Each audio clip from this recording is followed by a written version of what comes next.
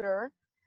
Okay, so we are starting the recording, I think, right now. So welcome. Thank you, Rubin. Okay, now, No problem. thank you for everyone joining the call. And for those that are going to be watching this as a recording, I have the pleasure of introducing to you the best, the most energetic warm-up host in the world, most likely. It's a lot. It's a lot. Rubin. Give Rubin a round of applause. Woo. Yeah. You can call me Rubin Ervin. The only reason I go by Rubin while we're on the other stuff so that people don't find me. Okay, and that's what I was wondering too, because I thought it was Rubin Ervin, but I wasn't sure which one you wanted to go by. Now, you're always used to getting everybody excited to introduce somebody else. Now, somebody else gets to introduce you. Awesome. It's weird being on this side. I ain't gonna lie. I know. Oh my gosh. Well, I thought, you know what? I wanted to Facebook you because I thought, I bet he would. I bet he totally would. And I thought what you do for a living fits perfectly for the theme of my event. Now, it was Cultivate Your Voice. We already had the event about 2 weeks ago, but this is specifically for those who went to the event. They paid for the ticket, and I already promised them 3 post-event webinars. And I thought, you know, that'd be cool to have a surprise guest, do a little training. So here we are. Okay, Rubin, you are the man. I want you to tell us, first of all, and in case these people don't know, I included it in the email, but y'all, this guy is thebomb.com. We work together at Universal, at Nickelodeon. Yeah. He has got the most energy. You're going to see it here in a minute. Yeah. But he now is the warm-up host for Steve Harvey shows and Kelly Clarkson, I saw, Deal or No Deal, Bachelorette, and the list goes on. So without further ado, one more time, round of applause for Rubin. Well, hey, thank you for letting me do this. I appreciate it. Yeah, I'm a TV warm-up guy, like you said. We know each other for years. Started entertaining way back in the day. I've been kind of been on stages ever since I was 13, and you know, one thing, being on stage led me to learning how to DJ. Learning how to DJ got me into more like hosting special events and stuff like that. And kind of all that came to a head about 10 years ago. They had an audition for Family Feud. And I didn't get it. I was actually the runner-up for it. And but I went in and I knocked the doors off that bad boy, and I've been a woman guy ever since. Yeah. Wow, that's awesome. Yeah. Okay, so you started with Family Feud, and when Steve Harvey found out how awesome you were, you then started doing some of his other shows, right? What were some of his other shows that you've done? So to give you, and I mean, we can go through it. So I started off doing Family Feud. That was actually technically my first warm-up gig.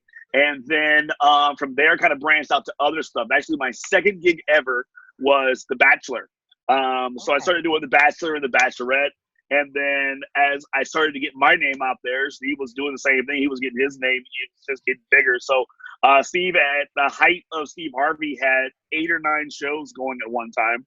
So I was doing all of his shows. I'm talking Little Big Shots, the New Year's Eve special, the Miss Universe, a Celebrity Family Feud. He had a show called Thunderdome. Just a New Year's Eve, a bunch of stuff that he had done. One thing led to another. I ended up continuing to submit my stuff to Family Feud because I wanted to be the announcer. And I got the announcer gig for that. I got the announcer gig for a couple of other shows, Showtime with Apollo and stuff like that. And the weird thing about my business is it's all about relationships. I mean, really, any business is the same way. Yes. But for mine specifically, and again, it's about relationship. There's no really audition for what I do. There's really no resumes or anything. It's literally me walking into a room, kicking behind at whatever gig that I'm doing.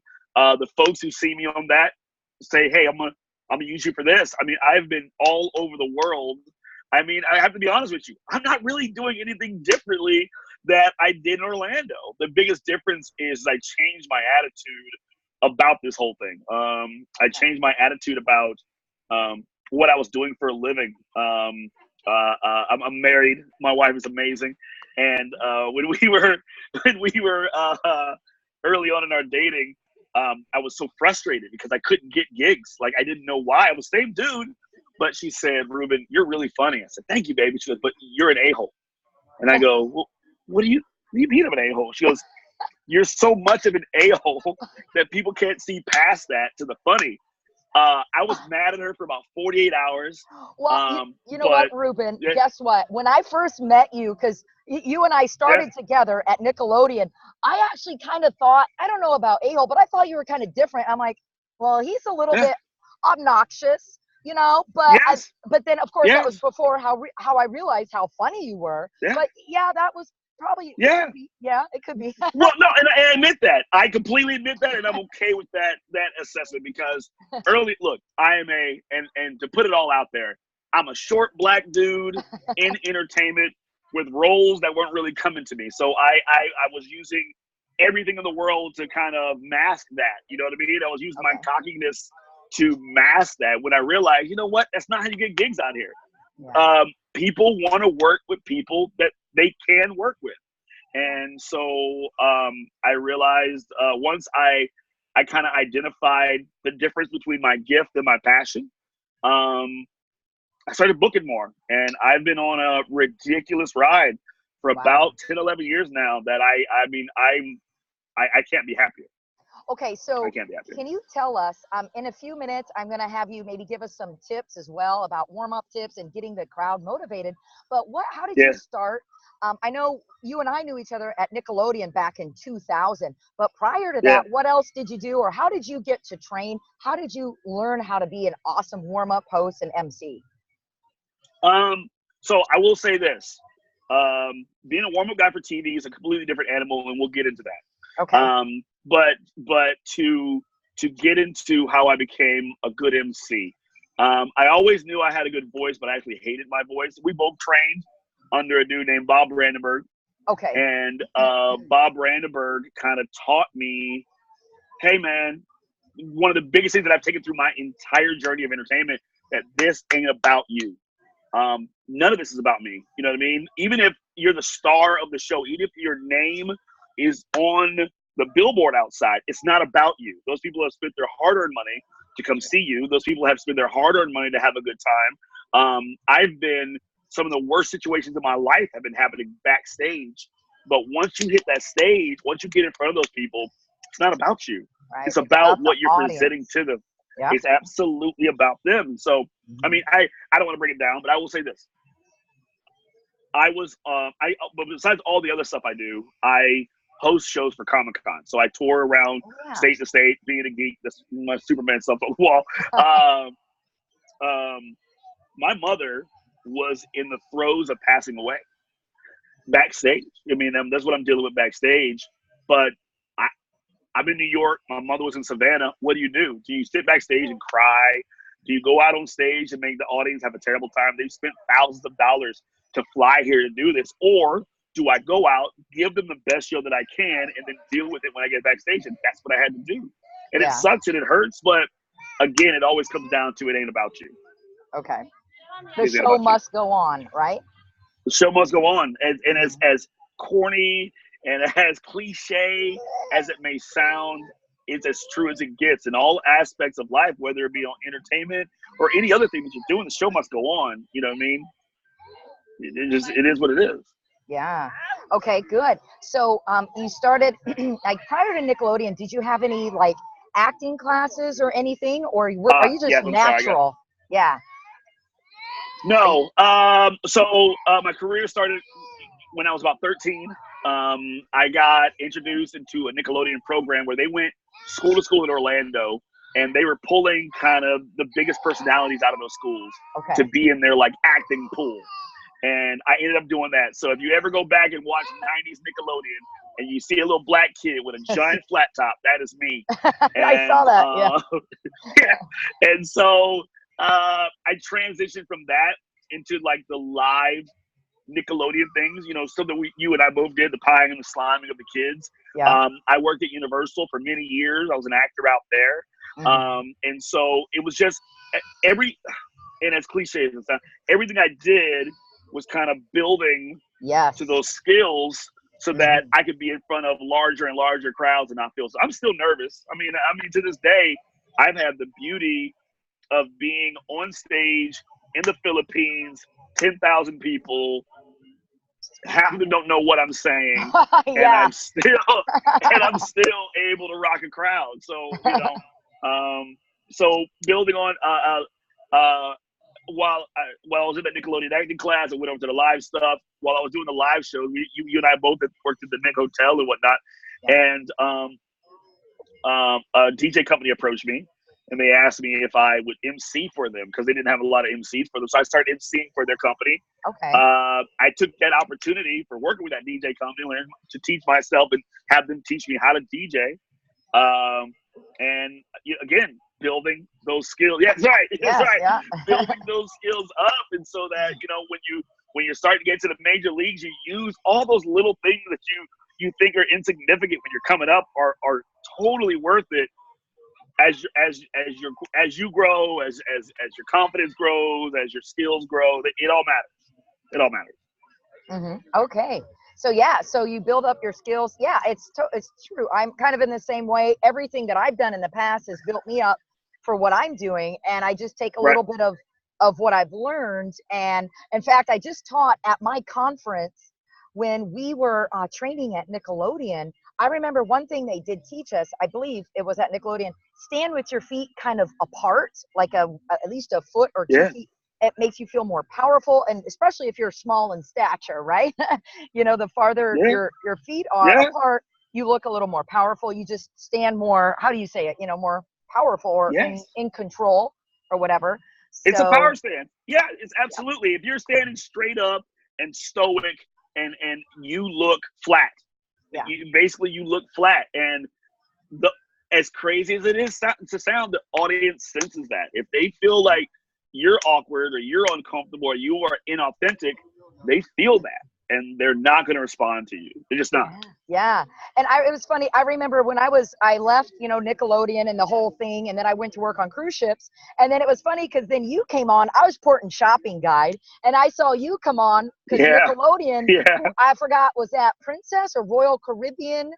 Maybe Royal Caribbean, was it? It was Royal Caribbean. Yeah, and then you and some of my other Nick friends came on. I'm like, oh my gosh, there's Rubin, and I'm like snapping pictures, and I knew this guy is like gonna be famous. Like that was way before you even worked for Steve Harvey. But I'm like, I was like, oh my gosh, like Rubin is the man here.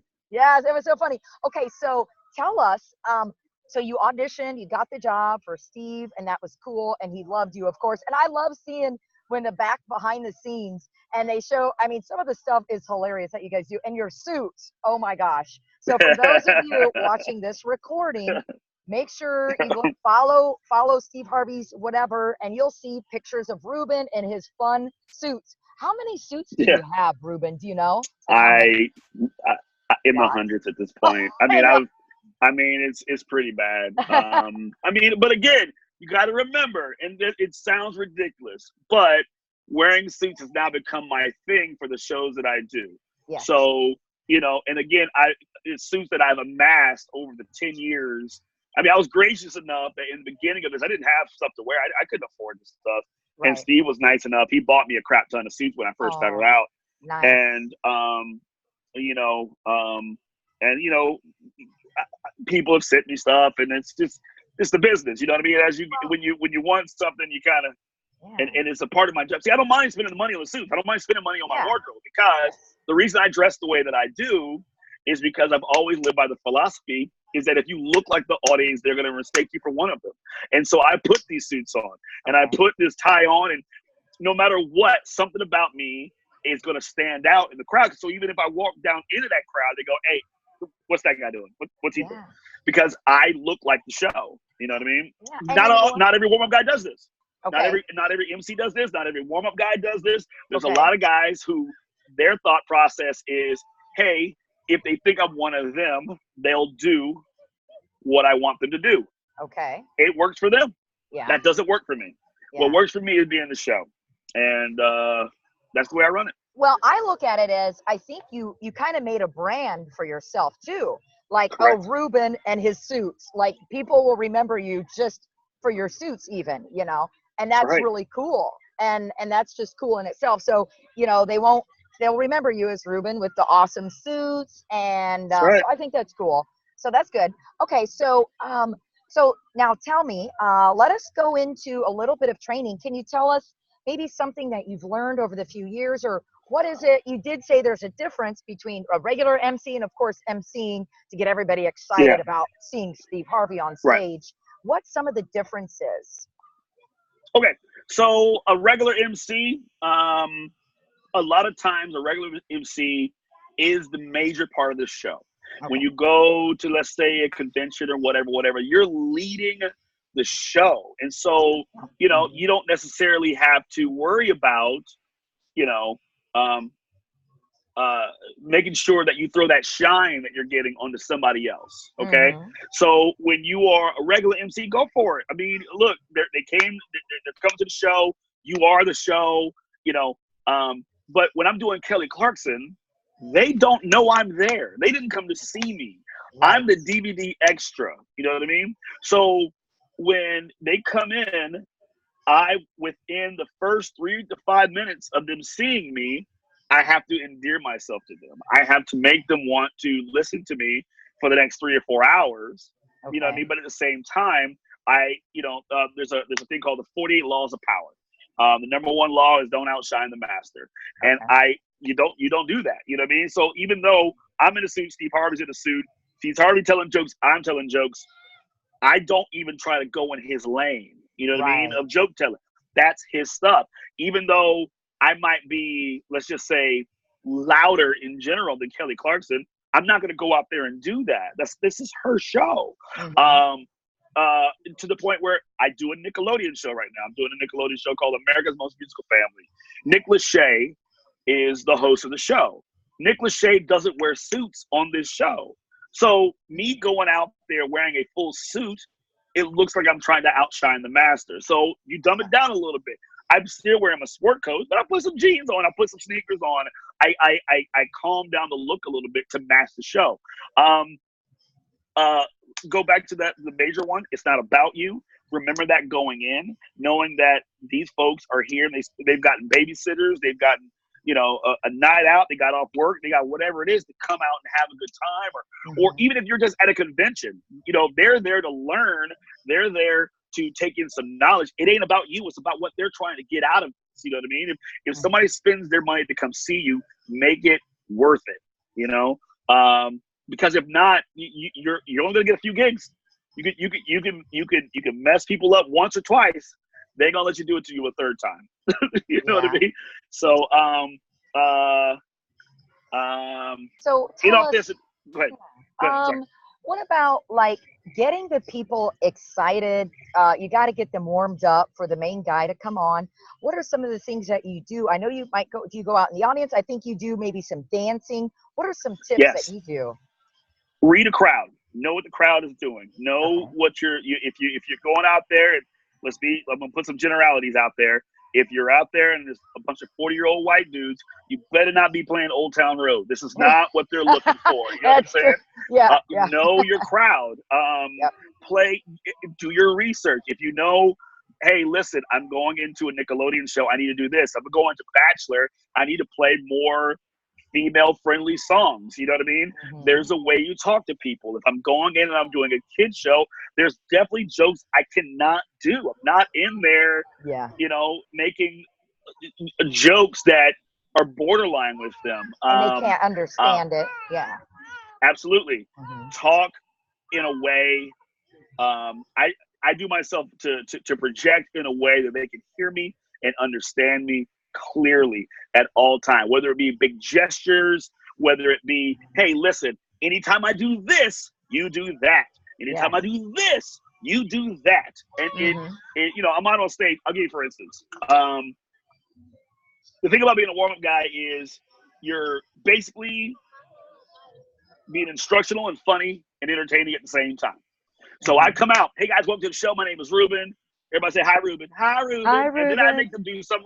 Ridiculous.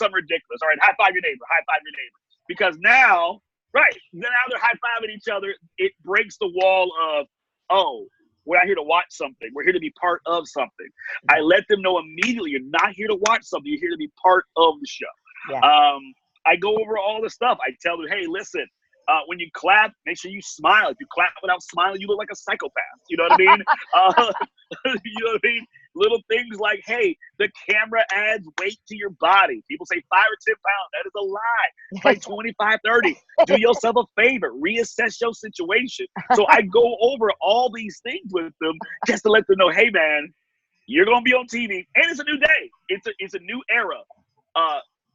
You can be frozen framed on or whatever I said, and you are the next meme. All right, so make sure you're smiling. Make sure you're enjoying the show. You know what I mean? We live in a society. Anything can be made fun of. Yeah. Don't be the butt of jokes, and just cool it, enjoy yourself, have a good time. And that's what I do. I go through all those weird, it's almost like being a flight attendant, instructions on what to do for the show. And then I basically, from that point on, it's me babysitting them the whole time. I'm playing games with them. A lot of the old Nickelodeon games that we played when we were at Nickelodeon, I actually play with them. So I bring out, like, we remember the over-under relay. We take the ball over the head. Yes. I played all that stuff with them. And because, again, if I get them up and moving, if I get them up interactive, they're more likely to enjoy themselves and have a good time, rather than just sitting stagnant watching a show. The moment you can break that wall with them, you can make them have a good time. Thank you. Yes, that's excellent. And that's pretty much exactly what I learned.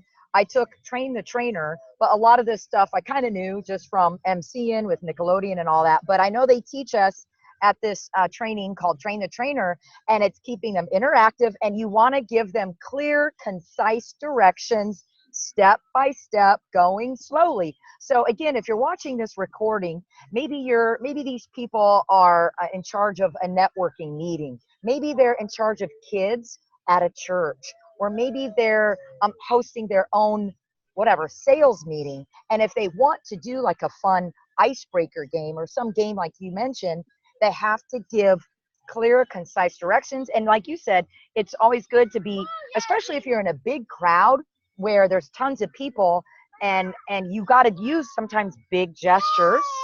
And I like how you said, when I do this, you do that. And then, so back and forth. Right. And being interactive is so important. They teach us that. They call it state changes. And that's what we learned. Like when people are in a business meeting or they're learning, high five your neighbor or stand up or whatever it takes so they don't get, bored sitting too long. So that's cool. So when you're doing a warm up, how long are you warming up the audience for these shows? Like an hour? It can go anywhere from 10 minutes to an hour. I've been out on stage for an hour plus, just trying to keep them going because, a light broke or the talent isn't ready or, whatever the case may be. When I do things like The Bachelor, we do like a thing called Men Tell All or Women Tell All, where you have a bunch of people on stage and they're out there for hours. You know what I mean? So my little trick is, especially I come with prizes. So I go and I'll buy a stack of gift cards or something, just to say, hey man, you do a great job for me. I'll buy a cup of coffee. It's so ridiculous.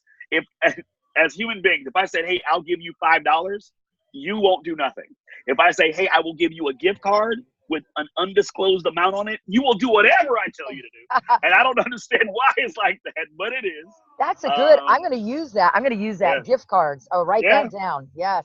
No, go to Starbucks. They have stacks of them. Get $5 on each of them. And write it off. It's a tax write-off. But again, it helps people. It keeps people. Kids and adults are almost the same. You know what I mean? They just want to be rewarded for doing something good, and so that's what I do. I try to reward people for doing something good, and that something good is basically you having a good time. You have fun with me, I give you something. And they, oh my God, I'll happily have fun. You know what I mean? So it's what I do. It's one of my cheats. Awesome. So gift cards is a good way to get people motivated. And like you said, they don't know how much is on the gift card. So that's a good idea. And getting people, like you said, the fun little games in the audience. Like, do you ever do some dance? I'm sure you do some dance breaks. And So right off the bat, no matter what show I do, I make them dance. Whether Okay. it be, whether it be standing up and doing the Macarena or cha-cha slide, Cupid shuffle, or whatever the case may be. Even if it's just a minute of it, yeah, exactly. You still remember, even if it's just a minute of it, you know what I mean? It immediately makes people go, I'm not watching the show. I have to be part of it. Okay, no problem. If you do something like that off the top, because a lot of folks wait till the middle. They want to do like a seventh inning stretch. No, right off the bat, make them do something. Whether it's stand up and high five people and it's a church and meet your neighbor, or dance, or whatever the case may be. Get them up and moving. Get them up and doing something that they, like you said, state changes. That way they know, hey, all right, I just can't sit here and watch this. I have to be part of this. Yes. And you have a better time. Yeah, and I tell people, as the MC, I say, hey guys, the more energy you give us as the speakers, the more energy we will give back to you. So I'm sure it's the same thing that you kind of absolutely do. Yeah. Well, yes. When I'm emceeing, yes, absolutely. Yeah. When I'm emceeing, when I'm warming up, it's a different thing. Okay. When I warm up, I try to be the example. So, my philosophy is if I come out with a ridiculous amount of energy, they will reciprocate. Again, you're right. When you're emceeing, it's a whole different animal. Okay. But for warming up, it's a different beast. Okay, so let's go to emceeing, and let's talk about you, like when you MC a Comic-Con, or what else have you done? Have you done anything that's maybe like a business type meeting, or have they been all like fun events like Comic-Cons? No. For the longest time, I was the most requested Universal MC for their corporate events. Oh, okay. Whether it be, so whether it be, I've done so many different variations of it, but a lot of it is the same. You come out with energy. You come out knowing it's going to be a little tougher sometimes when it's a corporate setting, because it's sometimes tougher because they're not necessarily an audience. They're almost co-workers. You know what I mean? Yeah. So it's a little tougher. So, but don't let that throw you. You can never, ever I never blame the crowd, okay? If the crowd's dead, I can't blame them. I have to figure out a way to bring them back. Okay. Whether it be a joke, a music, gift cards, candy, whatever the case may be, the person who booked me is not paying me for excuses. So I do whatever I can to fix it. You know what I mean? Because again, every gig you do begets the next gig. So if I can fix this, you're more than likely to book me on the next one because you know I can fix it. Very good. Okay. Awesome. And I'm sorry, I don't know if you can hear the people around me. I'm sorry, I'm kind of in the public, so I hope there's not too much noise. But okay, so good. So this is good. So gift cards, and like you said, whatever it takes to keep your audience interested, excited. You do, that is your job. That's what we get paid for. Now let me ask you, when you are emceeing, I guess like at the Comic-Cons, you're DJing too, right? So you pick the music, is that right? Yeah. Okay. Yes. So you pick the music. Now, but at Steve Harvey's shows, are you picking the music for the warm-up? Yes. I'm one of the few warm-up guys that do everything. A lot of times warm-up guys are separated between a warm-up guy and a DJ. I do it all because I want all these checks. Okay, so you're running the music and everything, huh? Or wow. Okay, that's good to know. Wow, so you do it all for that. And I know you said you just recently started announcing too at the Family Feud too, or was it Family Feud, or you're the announcer? I've been Family Feud announcer now. For about 4 or 5 years I've been that. But yes, that's another aspect. I got an okay voice, and so people want to book me. So I'm not going to tell them no. That's awesome. Wow. Okay, so we got a little bit of what you do for a warm-up host. It's a little different than, like you said, for the little different than when you're emceeing, and as in a corporate event. Again, some of those people that came to my event at Cultivate Your Voice, some of these people lead networking meetings. Some of them are, they might be hosting like a book launch. They might be authors, and they might have to host their own event. So let's say if you're hosting a, let's say you're hosting maybe a sales meeting, and you're trying to get your people, you know, excited. Okay, we're going to do well today. We're going to knock it out of the park. What would you recommend that they do to get them excited? So let's say a sales event. I would come out just the way I come out for warm up. I'll come out with some great music. I would either have somebody introduce me and have like literally have an intro song. I'm coming into it, high fiving, pumping people up, getting them ready for the show. Voice inflection makes the show. If you sit there and you sound like you are reading the newspaper to somebody for the next 20 minutes, they are no longer going to want to listen to you. Your voice has to have peaks and valleys. Yes. It has to be interesting. Okay. Mm-hmm. So when you're talking to these folks, you know, when you're making examples of stuff, say to yourself, is this material exciting to me? If it's not exciting to me, how do I make it exciting to me? And if you cannot figure out a way, find somebody that can. Because again, if you can't make it exciting for yourself, how do you think 150, 200 people are going to act? So you have to come in and you have to make whether it be anything, selling a car, you know, selling tomatoes, whatever the case may be, you know, those folks in there want to be entertained, whether it be a corporate setting or not. It has to have a dash of entertainment with it, or people will not listen to you. Okay, now this is what it is. I think I've probably seen you, but will you go out into the audience and maybe pick one person out and talk to them or interview them or have them do a specific dance move? Do you do that? Oh yeah, sometimes I'll do that, especially in the Comic Cons where it's more long form. I'll come out, talk to somebody. Hey, what's your name? Hey, where you from? What do you do for a living? I'll probably make fun of what they do for a living for a little bit. Come out and say, hey, listen, look, I have a fantastic gift card for you. All right, I'll give you a gift card for you right now. All I need you to do is your best dinosaur impersonation. Now they're going to hem and haw. I'm going to do a little peer pressure and make the audience make them do it. They're going to do a terrible dinosaur. It's okay. It is not about their ability to do this damn dinosaur. It's about their ability to just do something. You know what I mean? And then once people see that, because they know I'm going to pick out the dullest person. So if I'm picking you out, you know, I'll be looking at you. All right. So everybody else now starts to get into the act of, oh, I'm going to, yeah. Oh, I'm into it. Please don't pick me. Please. They'll get into it now, and now they're energetic. But yeah, I do that all the time, you know. Yes. Interview, talk to, high five. It doesn't all necessarily have to be you on the stage being the center of attention. Sometimes those small moments that you have with the crowd, sometimes those small moments where you just have with a group of people, is going to help you out overall.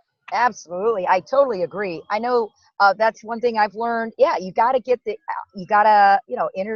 the audience involved, whatever it takes. If it means interviewing them, asking them a question, or doing something together, even if it's a group exercise. Hey, for 2 minutes, get together and do this. Now, I know you keep bringing up music, and it's so important. And I know that's where I've been lacking. I was just thinking that too, after my last event that I just had. I said, I need an intro song for me, or as a speaker. I know Sarah's on here. Sarah, she's an inspirational speaker. And I don't know if Sarah, if she's got but I would like to have a warm-up or an intro song. So you're kind of like branding yourself, and every time I come on stage, do you have like a specific song that people play or that you play? I kind of pick out whatever's new, but usually I pick out high energy songs. I'll give you, for instance, Rihanna has songs that I usually pick out songs, and this is where I get real technical DJ wise. I pick out songs that are like 130 BPM. They're faster. People can clap to it. Any song people can clap to. There's a song by Pitbull called "Time of Our Lives." I play that. You want to go a little bit old school? Black Eyed Peas, "I Got a Feeling." I got a feeling. Yeah. And people are in there clapping to it, and it's whatever. It doesn't. I try to fit it to theme whatever gig that I'm doing, but it doesn't necessarily have to be that.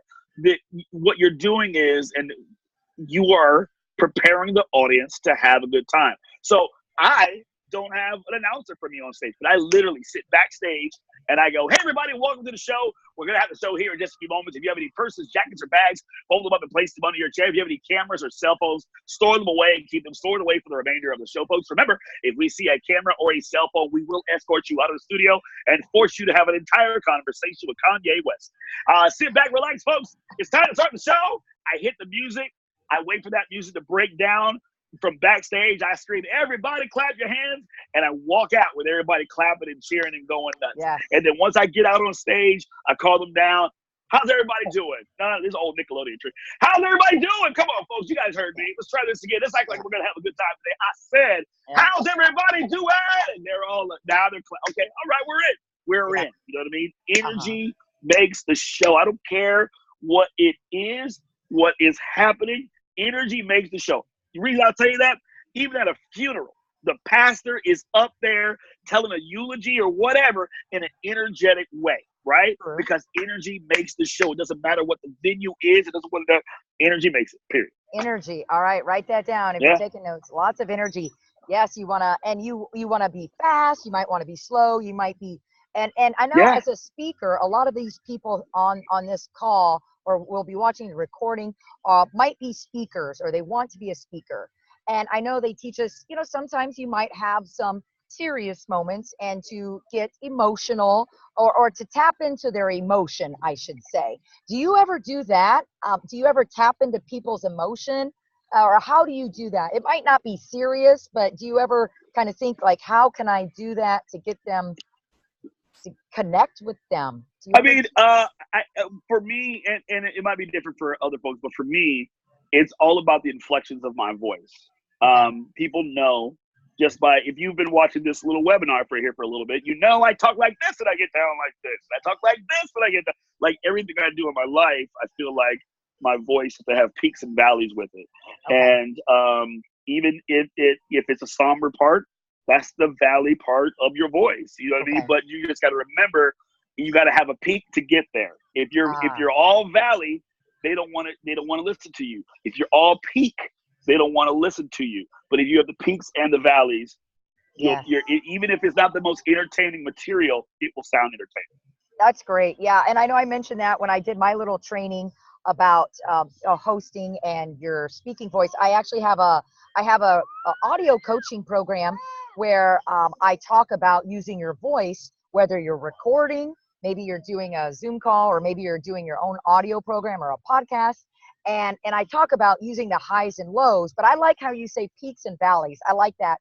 But that's so true, because you don't want to sound monotone. But everybody can go back and listen to you, specifically on this call. The way you talk, you just said audio. Like you sometimes when I recorded by audio, even with just that portion, it made what is a mundane sentence sound energetic, because you use the peaks and valleys. You've been doing it the whole time, right? Because again, we're old Nickelodeon nerds, but you've been using it. It's built into us now. We can't. I was gonna say, I don't even think about it. I'm like, gosh, I hope I'm not monotone. I'm like, but I mean, no. If you're excited too, if you're really excited about what you're talking about, it's hard not to go up, and then of course, if you want to be a little more serious, you go down. But like, I don't think about it. I just hope it comes naturally. Like you said, after years and years of training, you hope that it does. It just comes naturally. But for some people who haven't been on stage all their lives, they might have to be more aware of it and practice, right? Just practice on camera. How do you recommend that they practice? Practice. It's so easy to do it now. It's so easy to do it now. It's not even funny. Every last one of us has a giant computer in our back pocket. Even if you don't have an iPod or a Mac or whatever Windows computer you have a cell phone with a camera on it that can record. Take that bad boy, set it up in your bathroom, do the material, okay? If you listen back to that material and it bores you, do something else, okay? Listen to what you said. Say, hey, listen, take that. If you got a significant other in the house, show them, hey, look at this. Are you bored? You are? Cool, thank you. I got to do something else. So it's so easy. It's so easy now. There is no excuse. I do voiceover stuff now. I don't even have to use my computer. I literally connect my headphones to my phone. I record it in a nice spot, and I send it to people. Done. Nice. Nice. You have it in your back pocket. People can do it. Absolutely Awesome. can do it. Okay, you know what, Rubin? I don't know. I know you come to Orlando periodically. We should do Yeah. like a training if you want. Well, we can talk, I'm but down. maybe we should do a training. I'm down. Oh my I'm gosh, that would down. be so much fun. I'm Wow. down. You know, we haven't seen each other well, but you know I love you. Whatever you need from me, mama. Whatever you need from me, I'll make Yeah, it happen. okay, I know. I remember us dancing at the Nickelodeon Christmas party, doing the whatever that was when you go down, and we were like, oh my God, that was so much fun. So okay, but now are you still doing Donkey at Universal sometimes? Yes, that's what I Mhm. thought. Okay, It's the dumbest thing I do. it's so I'm literally fun. paying money. Oh my I'm gosh. paying money to go down there and perform. It's just ridiculous. And to make fun of people or whatever Donkey does, right? Yes. That's right. That's great. So for everybody listening to this call or on the recording, if you ever get to Universal, you never know, it could be him. But you know, you live in LA Yeah. right now, right? You live in Yeah, LA. I'm in LA now. Yep. Okay. Yep. I just moved 2 years ago. Okay, good. Well, oh, that's right, because you were in Chicago before that, and then Yeah. so tell us. We're gonna wrap it up here, but tell us what has been like one of your favorite, I guess, TV shows or events. Is there any specific show that you like to warm up for, Uh and why? oh, my favorite show of all time is Family Feud. It's literally the funniest live show on the planet. If Uh-huh. you are ever in LA and you know what, and you have to come to that show, it's just the funnest thing you've ever done. Second favorite by that is probably this Nickelodeon show that I'm doing right now. Okay. I just enjoy performing for kids. It's just so much fun. It's just Is that I being enjoy it. filmed Where a in lot of guys, LA? Is that in LA too? yeah, Okay. And then as far as live stuff that I do, I still DJ every now and then. I'm still doing weddings and bar mitzvahs and whatever else on my day off if I ever have a day off. Not because I have to, but because I like to keep that weapon sharpened. You know what I And mean? you know, So you're all about the hustle. I know you yeah. hustle. And whenever I find my man, you are going to be the DJ for my wedding because it's going to I be got you. so much fun. So I got you. now, if somebody wanted to reach out to you, maybe they could find you on Facebook if they wanted to hire you for their wedding or something like that, or if they wanted to bring you in. I know you're high dollar because they're going to have to pay for you to fly to Florida. And I know that I would pay for your flight. You know, they got to pay for your flight unless you happen to be in the area. But if somebody wants to hire you for a DJ or MC their event, how can they get a hold of you? Do you want Real to? easy. You can either hit up my website at irvinent.com. That's ERVINENT.com. Did you say On ER? Facebook, ERVIN Uh-huh. ENT.com. Or if you hit me up on Facebook, my Rubin Ervin, again, last name ERVIN. You can just hit me up and Okay. hey, we'll make it happen. Rubin Ervin, and I'm typing it Yeah. in the chat box, and it's Ervin ENT for entertainment.com.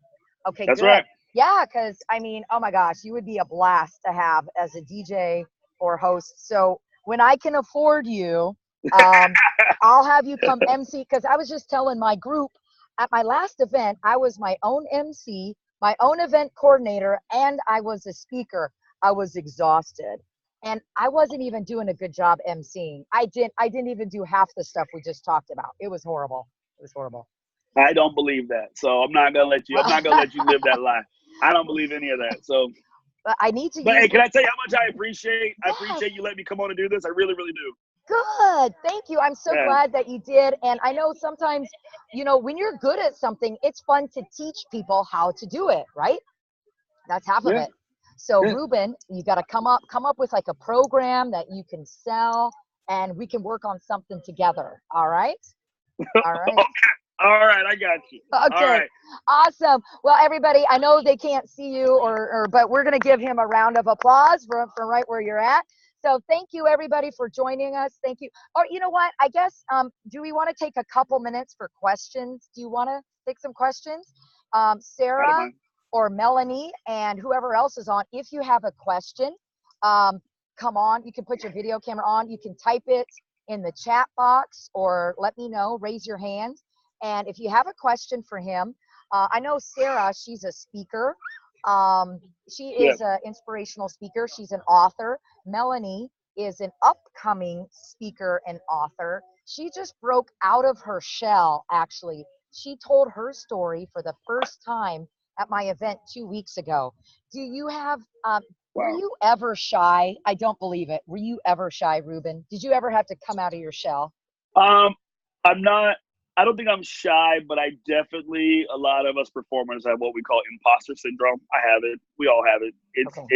Yep. It's the matter of, you know, I know I'm confident in my skills, but sometimes I'm not confident in the way I'm presenting it. But I've just I keep bringing her up, but I have a fantastic wife that I call usually before every gig, and I say, hey, tell me I don't suck, and she has a Oh, whole spiel for me.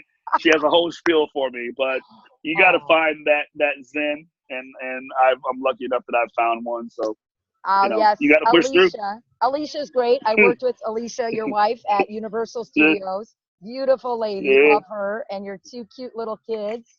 Yes. yeah. I don't know what Awesome. she's doing with me. Okay. All right. Well, thank you. It doesn't look like there was any questions, but if we have any questions, they can put them in the Facebook group, and I can add you if you would like. I can add you to our private Yeah, Facebook group, Cultivate Your Success. And thank you yeah. again. Heck, we might even do another one if you want. If you think of something else, maybe we want to talk about. I'm in. Maybe we could do another one. I'm in. You're I'm in. awesome. I'm All in. right. Thank you so much, Ruben. No And I'll problem. let you get back to your family. And thank you, everybody, for joining in and listening to the recording. And I'll see you guys online. All right. Thanks, Ruben. Bye. Okay. Bye bye.